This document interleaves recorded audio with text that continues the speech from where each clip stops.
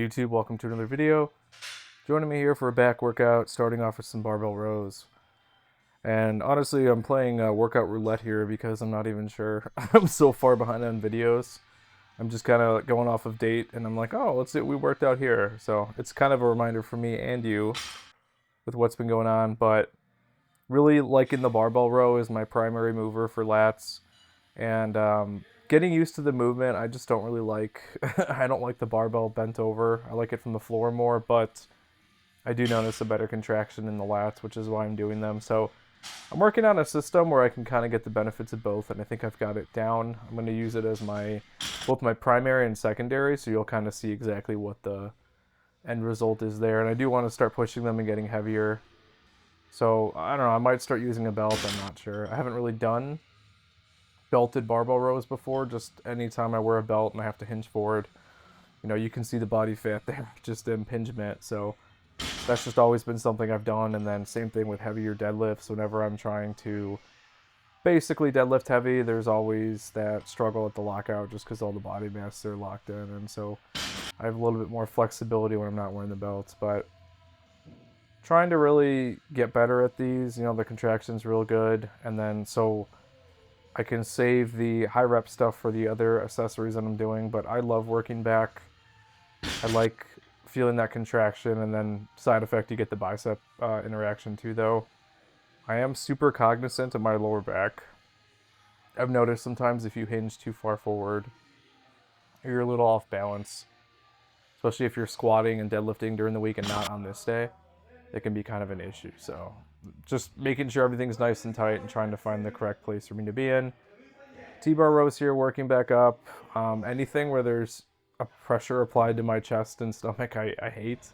So it's just easier to do these. I used to do T-bar rows like with the barbell kind of like shoved into a landmine position and doing it that way, but it ended up being kind of a pain because the range of motion is really limited. And on this T-bar thing, you can really jam yourself into a position where you can just kind of take advantage of the stretch and not have to use as much weight.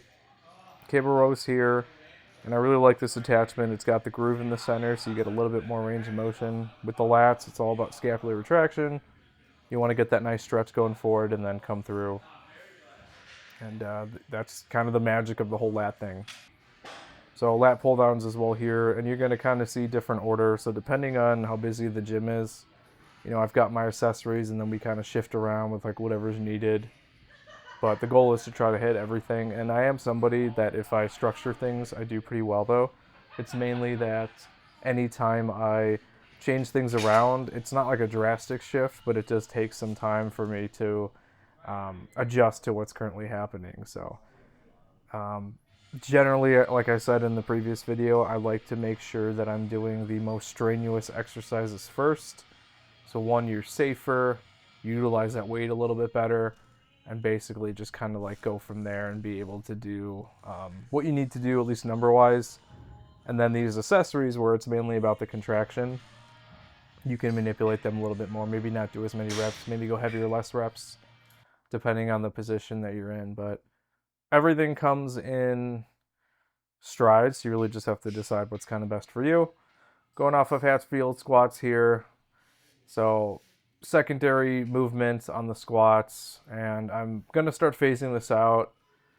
The training I was currently doing at this time was just variety of equipment so that I could use what was working for me and then kind of go from there.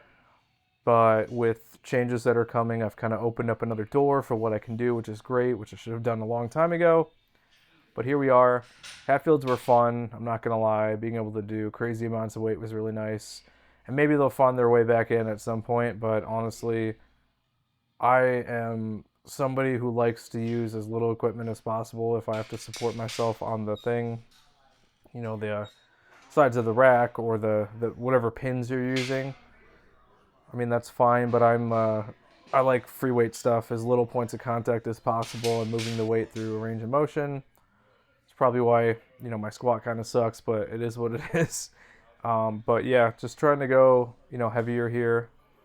I think I messed up one of the settings on my camera. I think I nicked it by accident. We're like 1/25th of a second compared to 1/30, so that's why it looks a little choppy.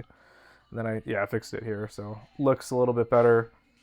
Sometimes when you're training in the gym and you've got chalk and stuff all over your hands, you hit things and then you change settings and you're not paying attention. You've got 300 milligrams of pre-workout in your system and you're focusing on the next set, especially when you're going heavy, at least for me.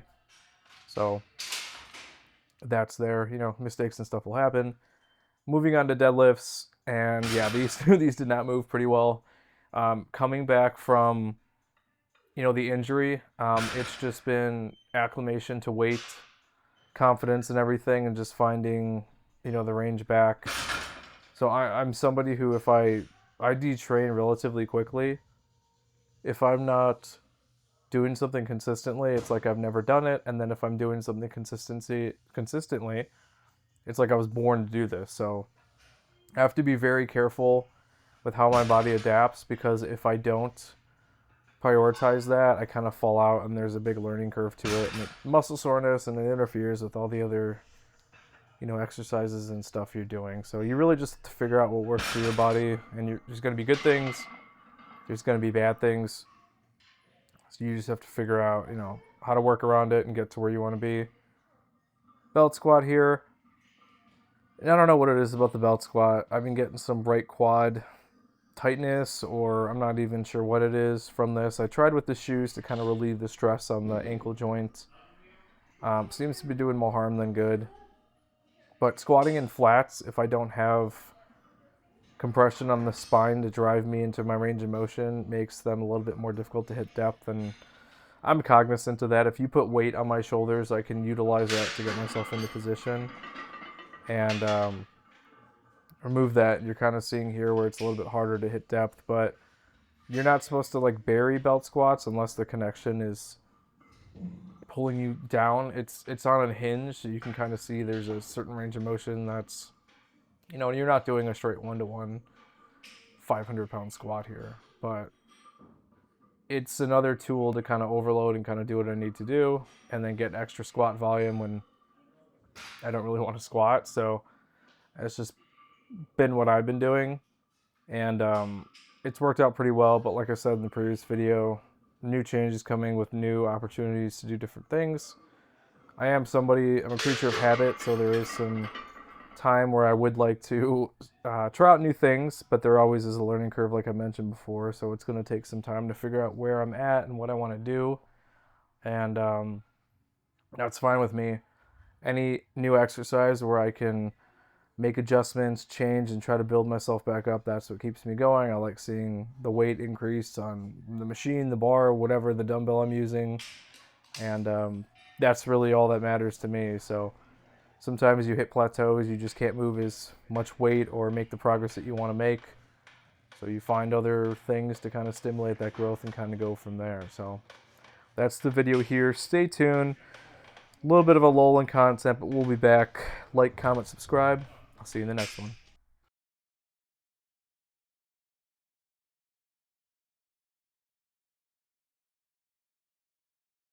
Thanks for watching the latest video. If you want to help support the channel, I actually own my own wet shaving and grooming e-commerce website where everything's handmade by me.